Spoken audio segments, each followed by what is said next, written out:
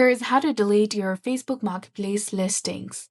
First, you need to go ahead and open your Facebook application on your mobile device, log into your account, then go to the Marketplace section that you will find between Reels and the groups in the top of the screen. Now, from your Marketplace section, you need to go ahead and tap on the sell icon. Now, from the Marketplace section, tap on the user icon that you will find in the top right between the Messenger and the search icon.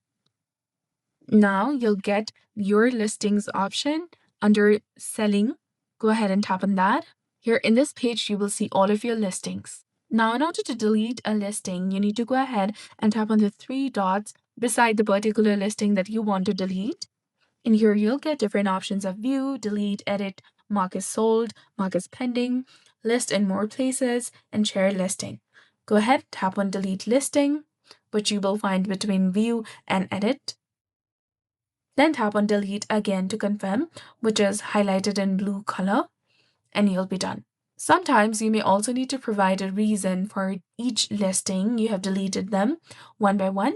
This can take time if you have many listings, but it's currently the only way to delete them on Facebook Marketplace.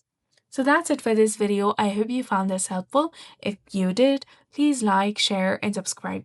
Thanks for watching.